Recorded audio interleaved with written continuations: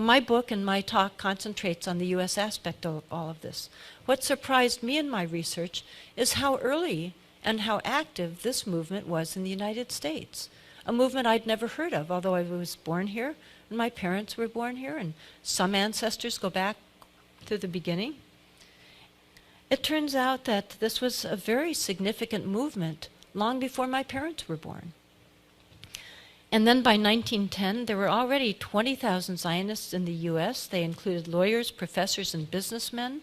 It was already in 1910 a movement to which congressmen listened. Then in 1912, we had a very significant development.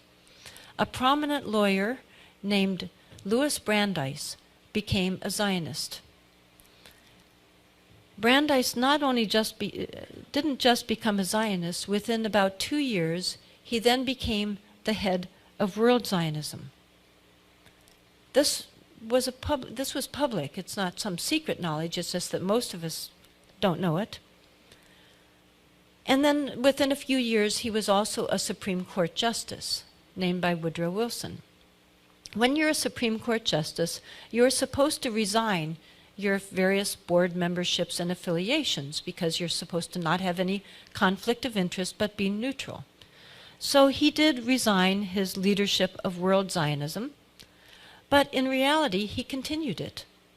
He would receive reports in his Supreme Court chambers by his loyal lieutenants, and then he would give them directives to go out and to follow in work for Zionism. And this is mentioned in a number of very reliable books. If you get my book, you'll see that my book is over half footnotes. It's all cited. By the way, one of his loyal lieutenants also went on to become a very prominent Supreme Court justice, Felix Frankfurter. So I'd read that. That to me was shocking right there. But then I discovered something more. So I'll give you my citations for this next information so you can evaluate whether you find it reliable or not. The way I did my research is I would read books, then I would look at their footnotes to see where they had gotten that information. Then I would often get those books and read those footnotes and then order those books and read those footnotes and on and on. So one of the books that I read was really a fairly well-known one, Israel in the Mind of America, published by a very mainstream establishment publisher, and the author was a very mainstream author. He had been diplomatic correspondent for the New York Times, he had been at Harvard, he had written a number of well-regarded, very establishment nonfiction books. Well, in this book, he had a few pages in which he told about a secret Zionist society that had operated in the United States, of which Louis Brandeis, while a Supreme Court justice, had been a leader.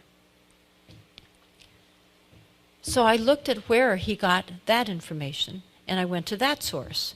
It turned out to be from a scholarly journal called the American Jewish Historical Quarterly, a very respected journal. So then I looked at the author. Well, is this a reliable author? Who wrote this very, to me, explosive information? And turned out to be a well-regarded Israeli historian at a mainstream Israeli university. She had written an article in 1975 called The Parashim, a secret episode in American Zionist history. And she told about what this was, an elitist secret society. The word meant Pharisees and separate. They would go around the country and influence people to push this Zionist agenda. By the way, at this time, the Jewish population were not Zionists at all. The large majority were not Zionists. Many were opposed to Zionism. This was a very, very fringe element to a certain regard. Then in this secret society, they even had a secret induction ceremony, so that when somebody joined this society, and their membership included professors and Harvard, recent Harvard graduates, and doctors, significant people around the country were sometimes members. And in this initiation ceremony, they were told by the inductor, and they swore to this, Until our purpose shall be accomplished, you will be the fellow of a brotherhood whose bond you will regard as greater than any other in your life, dearer than that of family, of school, of nation. As early as November 1915, a leader of the Parashim went around suggesting that the British might gain some benefit from a formal declaration in support of a Jewish national homeland in Palestine. Those of you who have heard of the Balfour Declaration that came in 1917 might find this relevant. I'll get into that a little bit more. Let's remember what was going on during this time period now in the world, especially that involved Britain. Well, of course, in 1914 began what was called at that time the Great War of massive carnage. British forces in the first day of the Battle of the Somme lost, according to historians, somewhere around 50,000 to 60,000 men in one day of a battle that went on and on and on. The British and the German, both sides of course, wanted the U.S. to come in on their side to join this carnage. But the American population were that bad thing, they were isolationists. They didn't want to go kill and be killed in a foreign, pointless war. In fact, Woodrow Wilson was elected with the slogan, "He kept us out of the war." But of course, as you know, with hindsight, no, he didn't. Well, what happened is that the Zionists leaders, some of them in Britain, a man named Chaim Weizmann, who is quite well known, went to the British government and said, well, we can help you win this war. Now, why would they want to do that? Because the war wasn't just against Germany, it was against the Ottoman Empire. The Ottoman Empire held Palestine. Palestine was under the Ottoman Empire. So by defeating them, the British would come into control of Palestine. So the Zionists went to the British and said, we can help you get the United States into the war. Our Zionist colleagues in the United States, for example, they said in writing, Louis Brandeis, who is close to President Wilson, can help to do that. In exchange for that, the British did issue a declaration that was quite significant, mild as it may sound. It was really considered a gentleman's agreement. This is written about in a number of books. Just most of us don't know this about our own history. So the Balfour Declaration was basically a promise that the British would help to facilitate the Zionist objective of creating a Jewish state in Palestine. After the British, of course, did win, then at the Paris peace talks, the Zionists pushed this wording into the mandate in which Britain took charge of. Then jumping ahead to some of the American aspects again, then we find during the 30s and the 40s, in Palestine itself, there were the violence increased. Naturally, as soon, when there was colonization beginning around the turn of the century to a land with the intention of pushing out the land, the indigenous population at some point is going to wake up, and there will be violence. That has happened in the early 20s, and again in 1929, there was violence between the two populations. Then as now, the large number of those killed were the Palestinians. So as the violence increased, there were some terrorist organizations created in Palestine by the Zionists, one of them led by in fact, two of them led by future Israeli prime ministers. And those terrorist organizations in Palestine, the Irgun and the Stern Gang, it turns out had front groups in the United States with duplicitous names. And they were funneling massive amounts of money and weaponry to these terror groups in Palestine. They put on major pageants where Supreme Court justices attended and thousands of people attended. They were very prominent. One of them was led by a man named Peter Bergson, people thought. His real name was Hillel Cook. He was the operative for the Irgun. I looked into one of the leaders a bit more, just because I needed to find out his first name. When you're writing a book, you can't just write someone's last name, you need to know their first name. And I had heard about another leader of one of these types of front groups connected to killing in Palestine. And his name was Rabbi Korf, but I didn't know the first name. None of the books that I had a few paragraphs of them, but none of them gave his first name. So I looked into it on the internet, tried to do various searches, and eventually I came up with a UN report that gave his first name, Baruch Korf, and told a little bit about a plot he was part of. Using those search terms, I then could just, put in more information into my search bar, and suddenly all these PDFs of American newspapers popped up, all of these returns. It turned out that Rabbi Baruch Korf was part of a cell in Paris that was planning to fly an airplane and bomb Britain after the war. Britain that had just defeated Hitler. But they were so angry at the British because the British were not allowing a large enough Jewish immigration into Palestine. So they were going to kill the British. So Baruch Korf and his section of the Stern Gang had this plan, but there was one problem. They didn't know how to fly an airplane. They weren't pilots. So they needed to find somebody, and they recruited a young American aviator named Reginald Gilbert, I discovered. Reginald Gilbert had been an ace during the war. He was in Paris, and they recruited him to fly the airplane for them. He pretended to go along with the plot, but then he went to the American embassy. And the American embassy informed the Paris police and Scotland Yard. So for a week, he pretended to go along with this cell, and then when it came time to actually take off, to fly the plane, to drop these incendiary bombs onto the foreign ministry, they were caught. By the way, the original plan had been to bomb Parliament, but then they decided they hated the foreign ministry more. And Gilbert at one point had said to them, well, what if I can't find the foreign ministry in the London fog? They didn't have this degree of instrumentation we have today, and that was a real possibility. And they said, then just drop them anywhere. Kill anybody. All British are our enemy.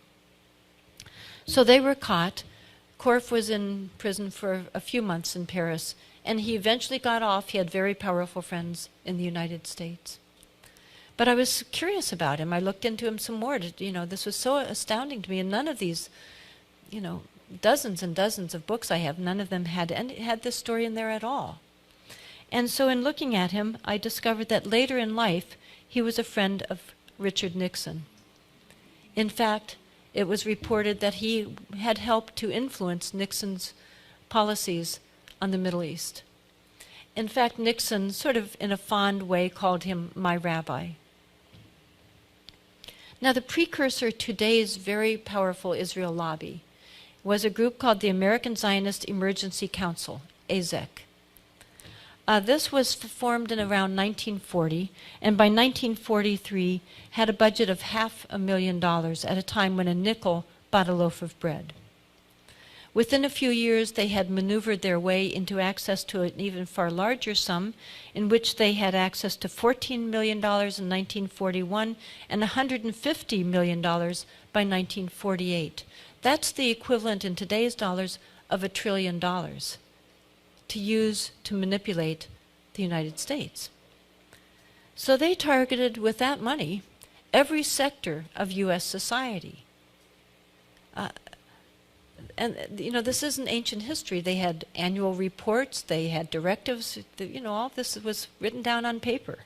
They targeted congressmen, Christian clergy, editors, professors, business and labor, Jewish war veterans. They published books all over. They had 400 local committees. There were massive campaigns throughout the country. They also worked especially to manufacture Christian support. They secretly funded sort of Christian groups that would push the same Zionist ideology. They funded books that became huge bestsellers. It was an enormously successful campaign throughout the country. even though during this time there was a great deal of opposition to Zionism by many different groups, by Christian leaders, by State Department, Pentagon, intelligence agencies, Jewish anti-Zionists, many people were opposed to it. Two of the most celebrated Christian pastors opposed it on religious and moral grounds. The Christian leaders in the Middle East had gone to the Paris peace talks to advocate on behalf of the Arab population that there should be self-determination of peoples there. One very prominent American Christian who was a Dead Sea scholar wrote a wonderful book called Palestine is Our Issue, is Our Business. And you know, to read that book, it's very strong. It talks about the right of return, about Palestinian resistance fighters, etc. But it was buried. Diplomats, the State Department, the military, the Pentagon, the intelligence agencies wrote directive after directive, study after study, memo after memo, talking about how damaging to the U.S. and to U.S. strategic interests, and how in violation of American principles Zionism would be. Starting from under Taft, there was then a commission to Palestine during the time of the Paris peace talks. They went there to investigate the situation, to look into the possibility of creating a Jewish state there. And they came back with a very powerful report saying this would be a grave trespass on the rights of the people there. This was entirely buried and had no effect whatsoever. Dean Acheson, a major statesman for many years, wrote that the Zionist agenda would imperil not only American but all Western interests in the Near East. The CIA wrote that they were pursuing objectives that would endanger the strategic interests of the Western powers in the Near and Middle East. There's so much evidence of this. Some people debate about whether the lobby is powerful. It's been powerful since the beginning, and the evidence is all there. It's just buried. Alfred Lilienthal was part of the American Council for Judaism. I had the honor of meeting him. He wrote excellent books about this. That group was arguing against Zionism.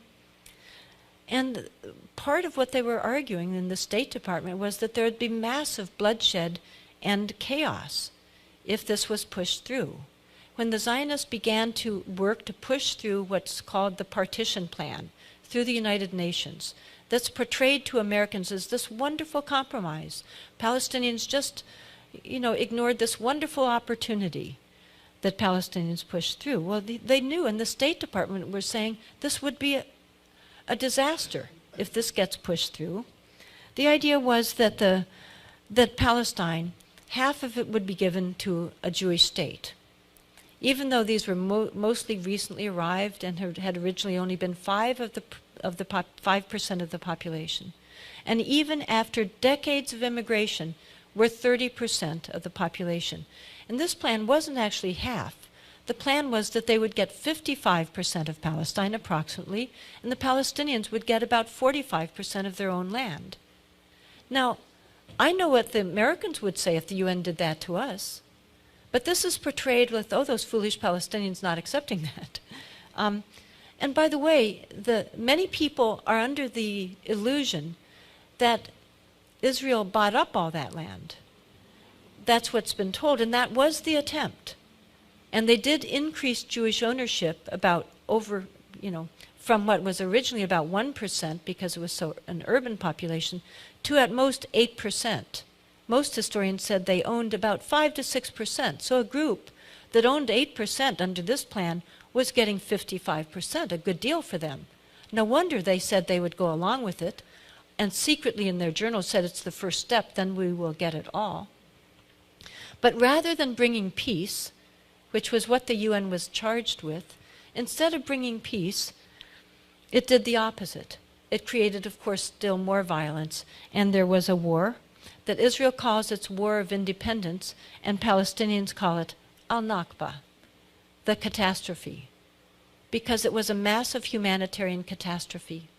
At least 750,000 men, women, and children were very ruthlessly and violently pushed off their land.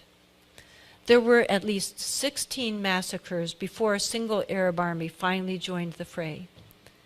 And by the way, those of you that grew up with the myth that I did, that little Israel declared its independence and suddenly, 5 to 7 Arab armies suddenly just attacked, but Israel somehow won because God, was on their side or something. Well, in reality, before Israel declared its independence on about May 14th, 15th, it's a midnight type of situation, they had already committed 16 massacres. These are quite grisly. You can read the details of them. They had already ethnically cleansed at least 200,000 people.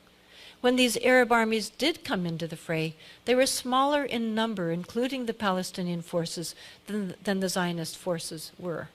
And by the way, virtually all of the battles were actually fought on the part that, according to the UN plan, was going to be Palestinian territory. Now, some people, again, were trying to tell Americans what was going on. One of the most important was a woman named Dorothy Thompson. She was what Britannica Encyclopedia says was one of the most famous journalists of the 20th century. In fact, I believe at one place they say that she is the most important female journalist of the 20th century. It's true, although I had never heard of her. She had a newspaper column that was printed all over the United States, a radio program that was listened to by millions of Americans. She was such a celebrity that there was a Broadway play in which she was played by Lauren Bacall, and there was a Hollywood movie loosely based on her life in which she was played by Katharine Hepburn. She was considered the most powerful woman in the United States after Eleanor Roosevelt. She was an excellent journalist. She had been a foreign correspondent in Germany during the 30s and had been one of the first journalists to raise the alarm about Hitler. She was the first foreign journalist to be expelled by Hitler. She was therefore very sympathetic to Zionism. But after the war, later when Israel began to be created, she went over to see this wonderful state of Israel, the new Jewish state. And when she got there, she saw hundreds of thousands of Palestinian refugees living in squalor, dying in large numbers every day. And she began to write of them, to tell about them, to speak about them. She even eventually made a documentary about them. And for telling about these people, for writing about these people, she lost her newspaper column, she lost her radio program, she lost her fame, and she was erased from history. On sort of a similar final note, if I now tried to write an article, maybe about Dorothy Thompson, a fascinating person, or maybe about the Parashim, or maybe about Reginald Gilbert, there's much more I could tell you about, very interesting about him. If I tried to do that for a popular American history magazine, which I would like to do, I quite likely would not get it published. And that's, this is not paranoid speculation.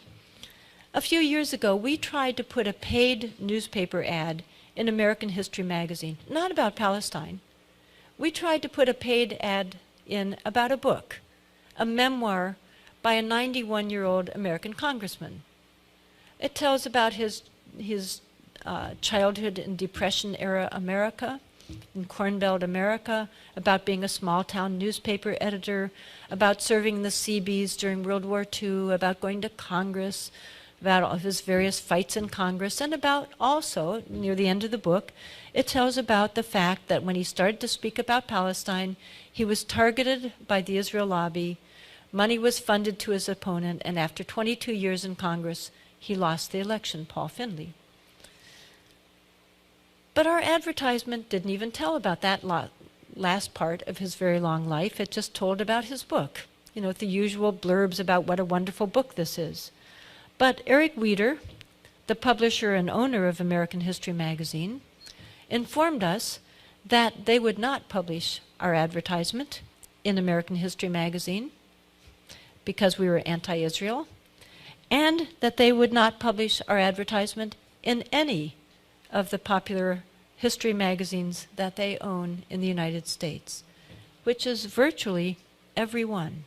This is, according to their website, the largest history chain in the world, and it's certainly the largest one in the United States. So what do we do about this? To me, we tell people what's going on. We even talk to those people that we don't want to raise something serious or uncomfortable with, because right now as we're talking, we all know what's going on in Gaza. In general, we don't know which child was just killed or lost their parents. We don't know which home was just destroyed, which hospital was further destroyed, but we know what's going on right now. And now we know a little bit about what's going on here. But we have the power to change this. I feel strongly that if every single person in the United States right now that is concerned about Gaza would actually just do something like maybe again, or maybe for the first time, phone your senator. If every single one of us did that tomorrow, it wouldn't change the policy overnight, but they have their fingers to the wind, and suddenly they would realize, whoa, looks like the tide is changing here. And half of them would love it to change. They don't like being AIPAC puppets. Now, some of them are ideological Zionists. You know, that's the reality. But according to a congressman that I talked to a few years ago, he said over half in Congress know what they are doing is wrong, but they're afraid of the Israel lobby. In other cases, Congress people have privately told individuals, you need to make me do this. You need to create the grassroots movement so that I can do it. If everyone in America did that, it would begin the impact that would bring change. Thank you very much.